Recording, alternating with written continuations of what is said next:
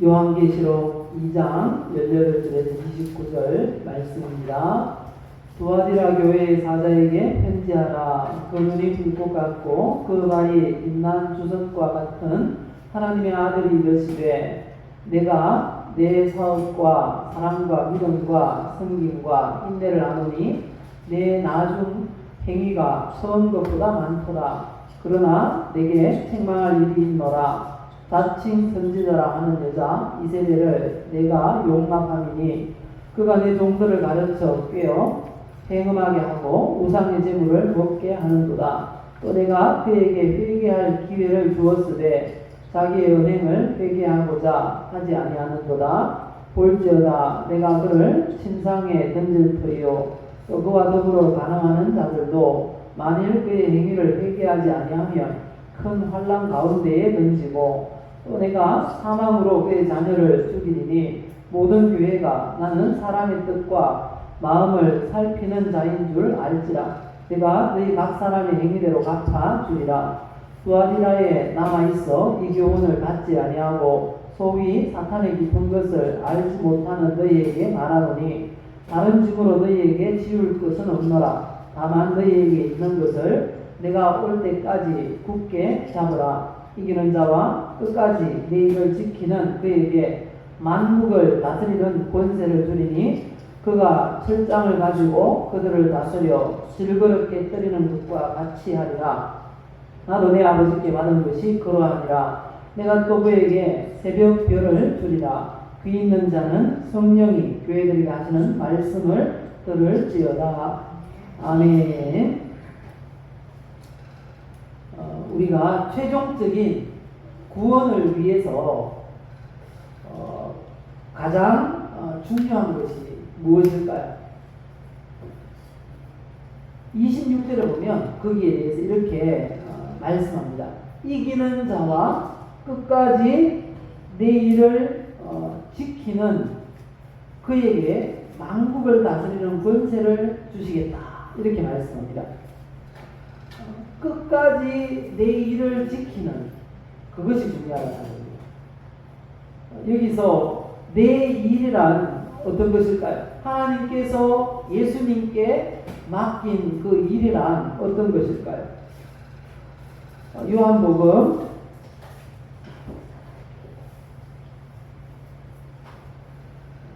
6장 29절을 보시면 이렇게 말씀합니다. 예수께서 대답하여 이르시되 하나님께서 보내신 이를 믿는 것이 하나님의 일이니라. 예수 믿는 게 하나님의 일이라는 거예요. 예수 믿는 게. 그래서 이 시간 우리에게 주신 말씀을 통해서 끝까지 믿음을 지키라 라는 제목으로 말씀을 전하겠습니다. 또 우리 이 시간 한번 하나님 앞에 이렇게 고백합시다. 나는 하나님의 사랑을 받고 있습니다. 하나님은 나를 치료하십니다. 하나님은 나에게 복을 주십니다. 하나님 끝까지 믿음을 지키도록 도와주세요.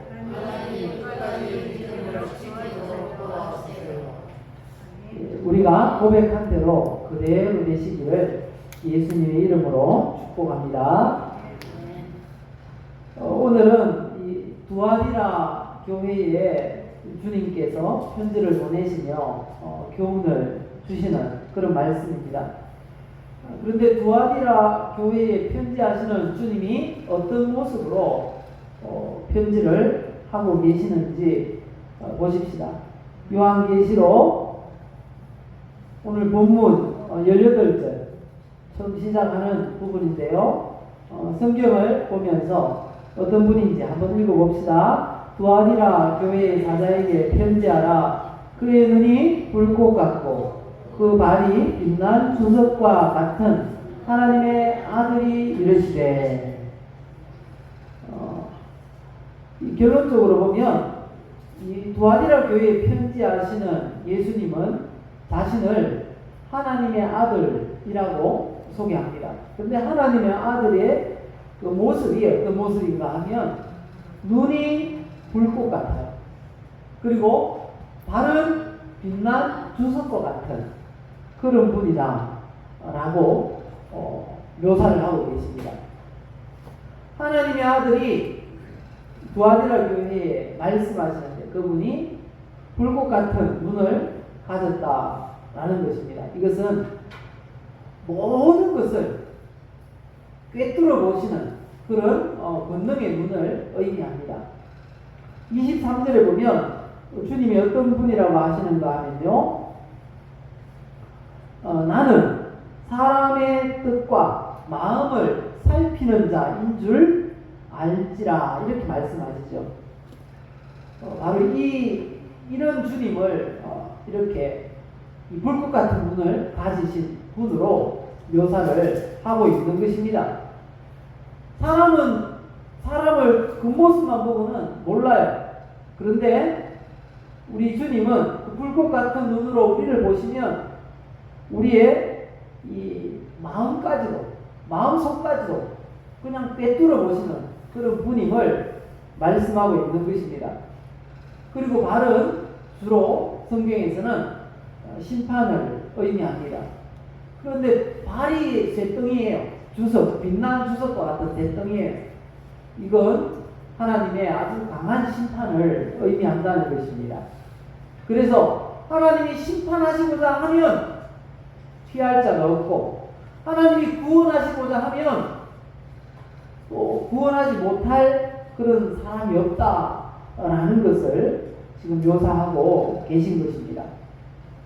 하나님의 아들이 우리의 모든 것을 꿰뚫어 보시는 그 하나님의 아들이 우리를 심판하실 수도 있고 얼마든지 구원하실 수 있는 그런 하나님의 아들의 모습으로 지금 두아디라 교회에 말씀하고 계십니다. 왜 이런 모습으로 오셨을까요?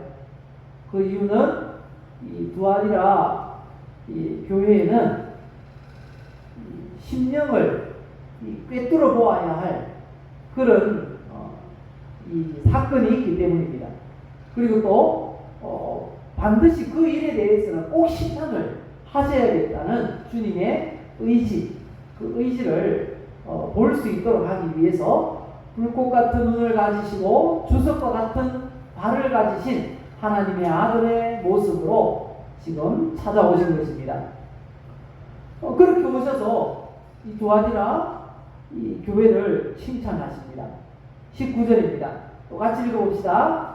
내가 네 사업과 사랑과 믿음과 섬김과 인내를 아느니 내 나중 행위가 처음 것보다 많도다.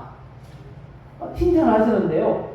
이 칭찬이 굉장한 그런 의미를 담고 있는 칭찬입니다. 두아디라 이 교회가 19절 보면 내 사업을 지금 하고 있어요. 지금 이 두아디라 교회가 예수님을 위해서 일을 많이 하고 있다는 것입니다. 여기서 사업이라는 건 행위 또는 일, 사역 이런 것을 말합니다.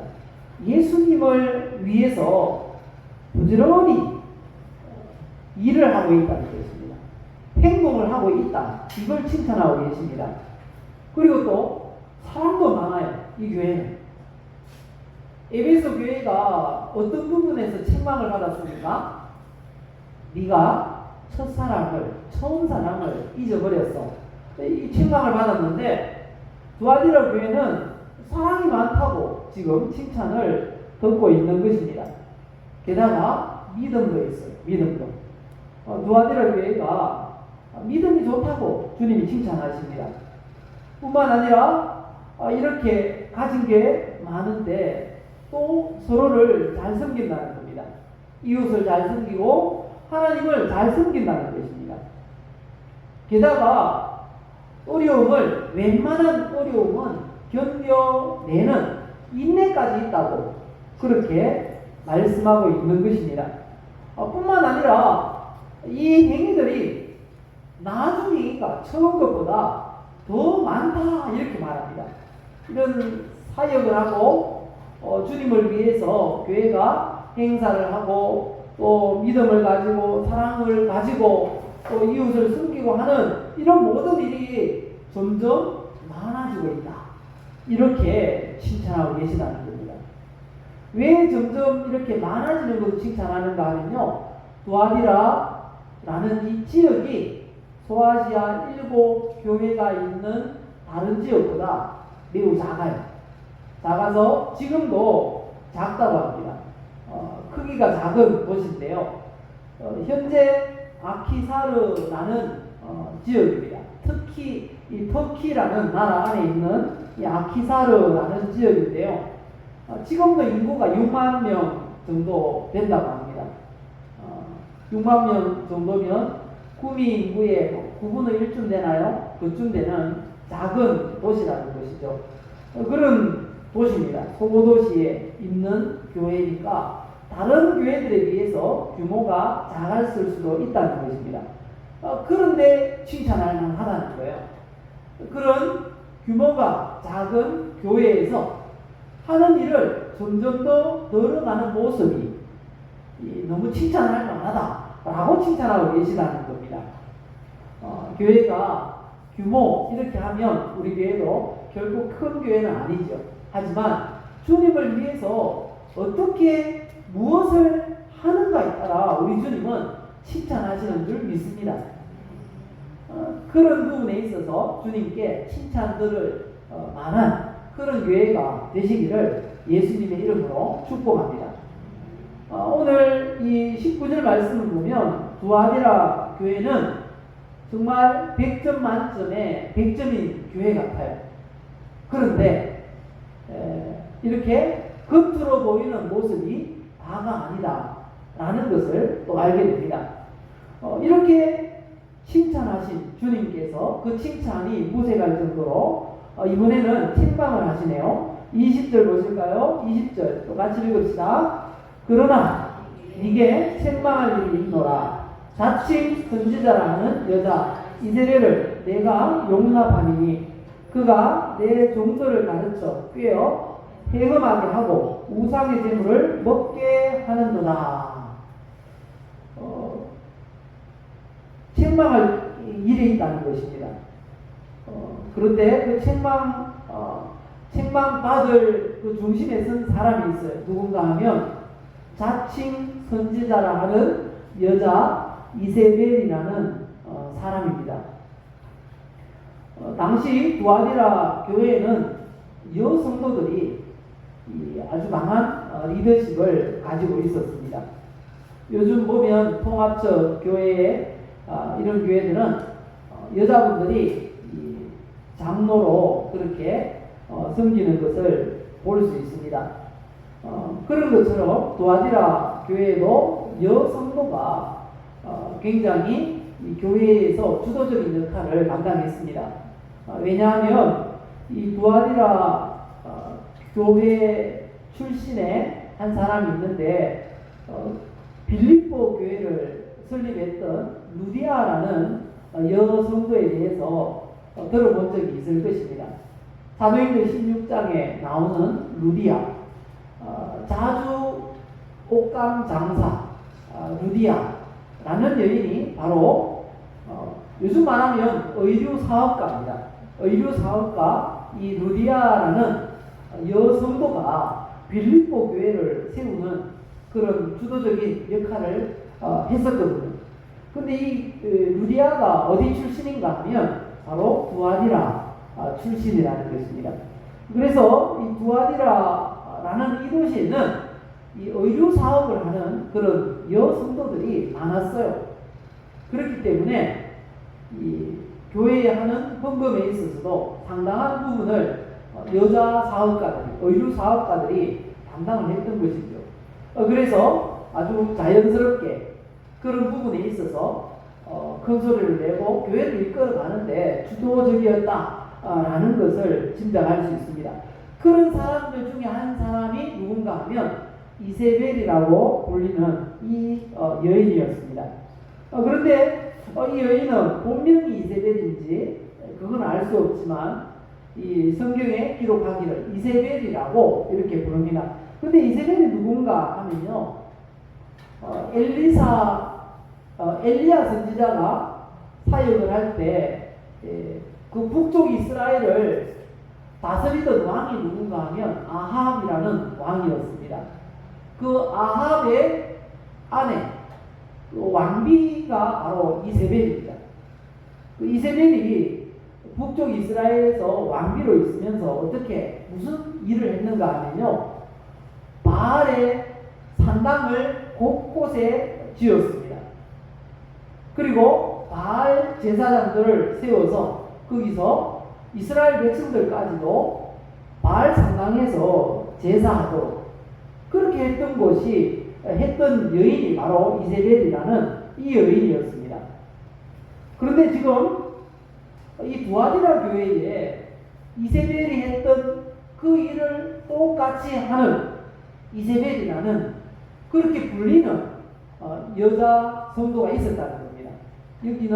여기서 자칭 선지자라고 하는 것, 이 교회의 주도적인 역할을 했던 그런 지도자였다고 볼 수가 있는 것입니다. 이 이세벨이 이 두아디라 교인들 중에 많은 그런 성도들에게 좋지 않은 영향력을 행사했습니다. 어떻게 행사했는가 하면요, 주일에는 교회에서 예배를 드리고 평일에는 신전에 올라가서 우상 숭배와 제사 행위를 해도 되고 우상의 전에서 나오는 음식들을 먹어도 된다고 그렇게 가르쳤어요.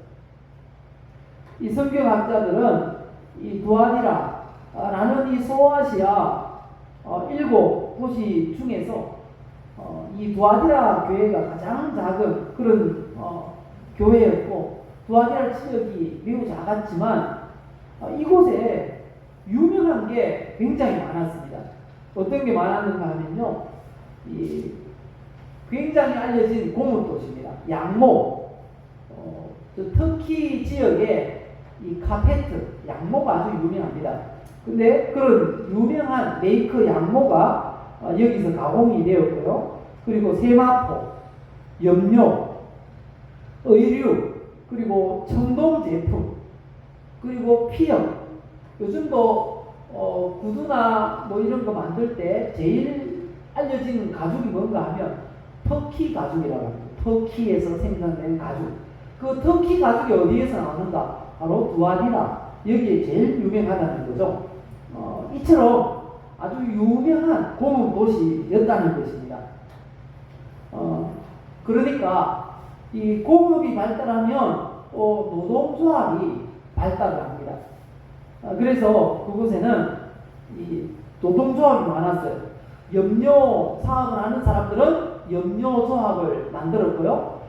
이 피혁 사업을 하는 가죽을 가공하는 사업을 하는 사람들은 가죽 노조를 만들었다는 겁니다. 그렇게 노동조합이 많았어요.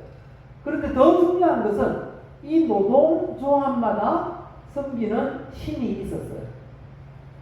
신이 있었는데 그 노동조합 중에서 대부분의 노동조합이 섬기는 신이 이 티림노스라는 신이었습니다. 티림노스. 이 티림노스는 헬라 세계에서는 아폴로, 태양신이죠. 태양신이라고 불리는데 그 태양신을 두아디라에서는 티림노스라고 불렀다는 것입니다. 이 티림노스가 이 조합의 수호신이었어요. 그러니까 그 지역에는 이 티림노스 신전이 있었습니다. 뿐만 아니라 뭐 여러 신전들이 굉장히 많았어요. 상업을 하는 사람들이 많으니까 많았다는 거죠. 어촌에 가면 신들이 많아요. 바다에 그 용왕 신을 노하게 하면 안 되니까 그런 신들이 많아요. 바닷가에 보면 상업을 하는데도 바로 그런 좋지 못한, 영적으로 좋지 못한 부분이 있었다는 겁니다. 그런데 중요한 것도 이런 이 조합들이 1년에 몇 차례씩 행사를 합니다. 큰 행사를 하는데 축제라고 하는데요. 그 축제 때가 되면 조합원들이 이 디딘노스에게 제사를 합니다. 그 제사 의식 안에 뭐가 들어있는가 하면요, 제사에 쓰여졌던 고기와 술을 마시고 거기에는 또 이 사제들이 있었어요. 여자 사제들이 있었습니다. 대부분의 이방신들은 그래요. 사람들이 음란한 행위를 하면 그걸 보고 마음이 움직여서 비도 내리고 복식도 주고 풍요하게 한다라고 생각을 했었어요. 사람이 만드시는 어쩔 수 없어요. 남자와 여자와의 관계들을 그대로 표현하는 게 신이라고 믿었거든요. 그런 제사 행위 안에 그런 의식들이 있어요. 그러니까 이런 걸 정당하다고 지금 이세벨이라는 이 여자 선지자가, 거짓 선지자가 가르치고 있었다는 겁니다. 주일에 예배드리면 평일에는 사업을 위해서 어떻게 살아도 하나님은 다 이해하실 거야. 사랑이 많으신 하나님께서 그것 용납하지 못하시겠어? 이렇게 교인들을 설득하고 가르쳤다라는 것입니다. 그래서 많은 사람들이 그렇게 살았어요. 심지어 이렇게 자유분방하게 사는 성도들이 더 많았는지도 모르겠어요. 그래서 지금 예수님께서 두아디라 교회에 어떤 모습으로 오셨다고요? 빛난 이 불꽃 같은 눈을 가지시고 주석과 같은 발을 가지신 하나님의 아들로 이렇게 오셨어요. 주님은 다 꿰뚫어 보신다는 겁니다. 낮에 아무도 모르게 그렇게 신전에 가서 제사 의식을 살짝 그렇게 하고 왔다 할지라도 우리 주님은 어떻다고요? 아신다고요? 모르신다고요? 아신다는 겁니다. 그리고 그 빛난 주석과 같은 쇳덩어리 발로 어떻게 해요? 심판하실 것이다 라는 것을 지금 말씀하고 계시라는 겁니다. 이세벨의 교훈은 정말 인간적입니다. 인간적인 생각으로 하면 맞아, 그렇게 사랑 많으신 하나님께서 그런 죄쯤이야 용서 못하시겠어? 이해 못하시겠어? 먹고 살려면 다 해야 되는 일이지, 이렇게 봐주실 거야 라고 가르쳤던 사람이 이세벨이라는 이 거짓 선지자였다는 거죠. 그런데 이 교훈에 대해서 성경은 과연 어떻게 말씀하실까요? 마태복음 6장 24절에 분명하게 말씀합니다. 같이 읽어봅시다. 한 사람이 두 주인을 섬기지 못할 것이니, 이게 결론입니다. 한 사람이 두 주인을 섬길 수 없습니다. 그 두 주인이란 누구를 말하는 걸까요? 하나님도 섬기고 디딘노스도 섬기고 그렇게 할 수 없다는 것입니다. 한 사람은 주인을 한 분밖에 모실 수 없어요. 그래서 이세벨의 교훈이 잘못되었다라는 것을 알 수가 있는 겁니다. 예수 믿는 사람이 주일에 예배드리고 주중에 저 절로 올라가서 불금을 드리면 될까요? 안 될까요? 예수 믿는 사람이 또 유명하다는 그런 무당 찾아가서 운세 상담을 하면 될까요? 안 될까요? 또 예수 믿는 사람이 조상신에게 제사를 지내면 될까요? 안 될까요? 네, 바로 이런 것입니다. 분명한 기준을 정해서 하나님 말씀을 위배되지 않는 그런 신앙생활을 할 것을 우리에게 요구하고 계신 것입니다. 우리가 이세벨의 교훈 꼭 기억해야 합니다. 하지만 그 이세벨이라는 이 악한 여인에게도 우리 주님은 기회를 주십니다. 회개할 기회를 주신다고 말씀하십니다. 오늘 21절, 본문 21절을 읽어보실까요? 또 내가 그에게 회개할 기회를 주었으되, 그런데 회개할 기회를 주었지만 어떻게 행했다고요? 자기의 은행을 회개하고자 아니하는도다. 한번 우상에 그리고 이단에 빠지게 되면 벗어나오기가 얼마나 힘든지 이렇게 말씀하십니다. 그런데 여기서 또 21절 말씀이 의미하는 건 또 이런 의미가 있습니다. 세상 법정에서 재판을 할 때 실수로 사람을 죽이게 됐는데 실수로 죽인 죄와 철저하게 계획을 세워서 죽인 죄, 이 둘 중에 어떤 죄가 더 무거운 형벌을 받을까요? 네, 맞습니다. 모르고 실수로 그렇게 살인을 했다라고 하면 앞에 과실이라는 게 있습니다. 과실치사 이렇게 됩니다. 그러면 형벌이 매우 낮아집니다. 그런데 알고도 죽이고 싶어서 계획을 해서 고의로 죽이면 그 형벌이 몇 배나 더 많이 나온다는 것입니다. 하나님도 같은 원리를 우리에게 적용하세요. 시편 19편 13절 말씀 읽어보실까요? 또 주의 종에게 고의로 죄를 짓지 말게 하사 그 죄가 나를 주장하지 못하게 하소서.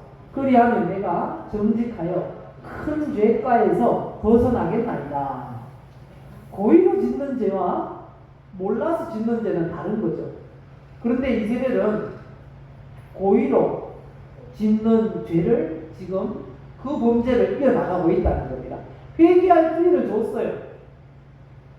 당시 사도 요한의 제자들이 두아디라 교회에 목회를 하고 있었는데 그 목회자들을 통해서 이야기를 했습니다.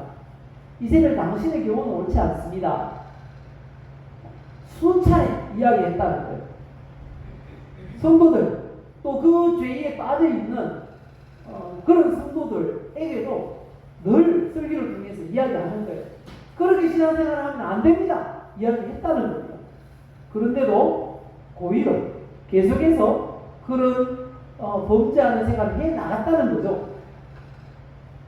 그래서 이렇게 이세벨의 교훈에 미혹된 그런 사람들에게 경고하십니다. 22절 보실까요? 볼지어다 내가 그를 침상에 던질 터이요 또 그와 더불어 간음하는 자들도 만일 그의 행위를 회개하지 아니하면 큰 환난 가운데에 던지고 또 내가 사망으로 그의 자녀를 죽이리니 모든 교회가 나는 하나님의 뜻과 마음을 살피는 자인 줄 알지라. 내가 너희 각 사람의 행위대로 갚아주리라. 아주 강력한, 아주 무서운 경고입니다. 여기에 보면 내가 그를 침상에 던질 터이요.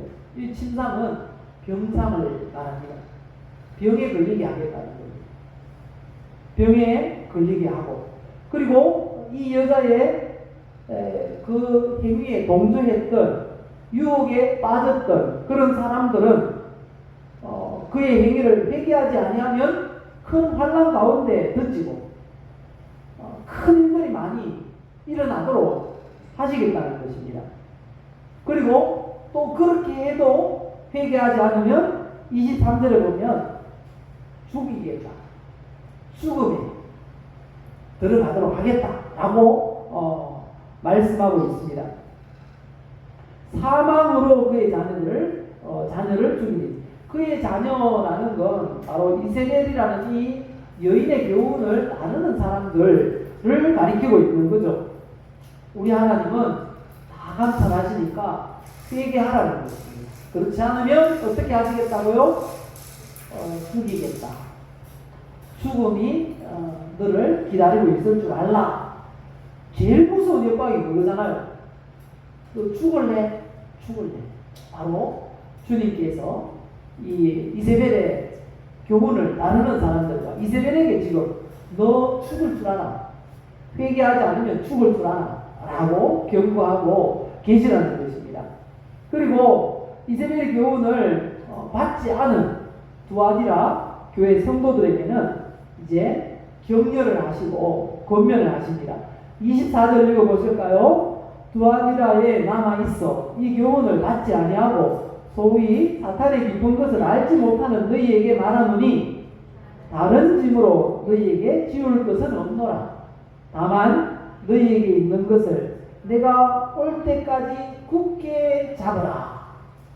이 권면입니다. 권면. 격려하시는 것 더 이상 다른 지금 신앙생활을 올바로 하고 있는 너희에게는 다른 짐은 지울 게 없어. 지금 신앙생활 너무 잘하고 있어. 라고 말씀하시는 거죠. 그래서 25절에 뭐라고 하십니까? 다만 너희에게 있는 것, 너희에게 있는 게 뭐죠? 19절 보면 두아디라 교회가 칭찬 들을 만한 그 행위를 하고 있는 사람들, 이런 행위죠. 내 사업과 사랑과 믿음과 섬김과 인내, 그리고 나중 행위가 처음 행위보다 더 많은 것, 이런 부분을 내가 올 때까지 지켜 그대로 신앙생활 꾸준히 잘해 라고 권면을 하고 계신 것입니다. 우리가 신앙생활을 잘한다면 주님 오실 때까지 그대로 하는 게 신앙생활 잘하는 것입니다. 만약에 중간에 이 똑바른 길로 옳은 길로 가다가 샛길로 빠졌다면 어떻게 해야 됩니까? 다시 돌아와야 되죠. 정상적인 그 길로 돌아와야 됩니다. 그건 베개입니다. 베개. 잘못된 길로 갔다면 회개해야 되고, 아니야 나는 최선을 다하고 있어, 신앙생활 하고 있어, 열심히 잘하고 있어 라고 생각한다면 똑바른 길로 계속 가라는 것입니다. 거기에서 주저하지도 마시고 계속 가라 라고 말씀하십니다. 결론을 맺겠습니다.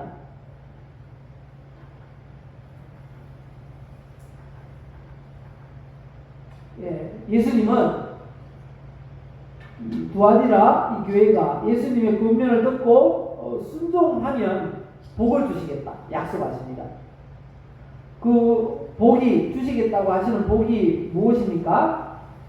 26절부터 28절까지 우리 같이 읽겠습니다. 이기는 자와 끝까지 내 일을 지키는 그에게 만국을 다스리는 권세를 주리니 그가 철장을 가지고 그들을 다스려 질그릇 깨뜨리는 것과 같이 하니라. 나도 내 아버지께 받은 것이 그러하니라. 내가 또 그에게 새벽별을 주리라. 두 가지 약속을 하십니다. 보상, 정말 그 하고 있는 믿음 생활 잘하고 있는데 그걸 끝까지 잘 하는 사람, 그리고 잘못된 길로 잠깐 빠졌지만 회개하고 정상적인 그 생명의 길, 진리의 길로 돌아온 성도들에게 이런 보상을 주시겠다는 겁니다. 첫 번째는 만국을 다스리는 권세를 주시겠다 약속하십니다. 만국을 다스리는 권세, 어떤 것일까요? 이건 요한계시록 20장 4절에 하시는 말씀일 것이라 이렇게 추정을 할 수가 있습니다. 요한계시록 20장 4절에 보면 마지막 부분에 이렇게 말씀하십니다. 그의 표를 받지 아니한 자들이 살아서 그리스도와 더불어 1000년 동안 왕노릇 하니라고 말씀하는데요. 여기서 만국을 다스리는 권세를 주실 것이다. 천국에 들어가서 예수님과 왕노릇하는 그런 모습을 가리킨다는 거죠. 끝까지 잘 지키면 마지막 때 천국으로 인도하셔서 거기에서 예수님과 함께 오랫동안 왕노릇할 거야 라고 말씀하고 있다는 것입니다. 그리고 두 번째 무엇을 약속하고 있습니까? 새벽별.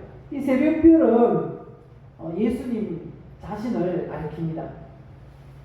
요한계시록 22장 16절을 보면 나는 다윗의 뿌리요 자손이니 곧 광명한 새벽별이라 이렇게 예수님 자신을 가리키고 있습니다.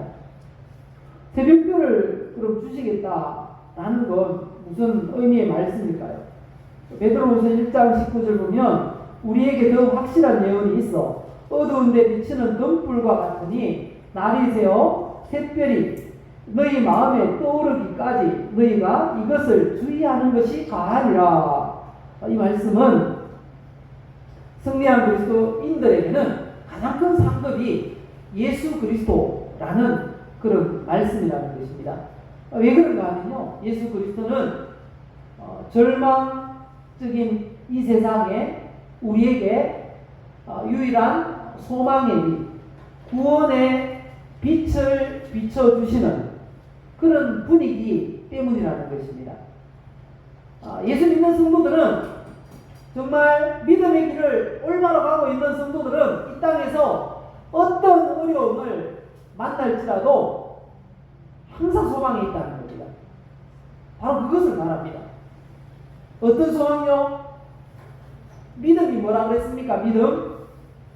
내가 어려움을 당할 때 누군가가 그 어려움에서 구해 주실 거라는 그런 확신, 그걸 믿음이라고 했잖아요. 그런 믿음이 있기 때문에 소망을 가지게 된다는 것입니다.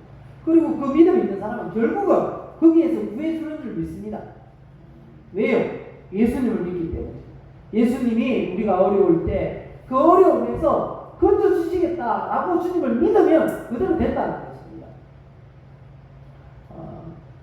오늘 이 말씀대로 두아디라에 남아있는 이스라엘의 교훈을 따르지 않은 그 사람들에게, 그리고 잘못된 길에 잠깐 빠졌을지라도 회개하고 돌아오는 그 사람들에게 주시겠다고 약속한 이 두 가지, 만국을 다스리는 권세, 그리고 새벽별, 우리도 동일하게 받아 누리시기를 예수님의 이름으로 축복합니다. 기도합시다.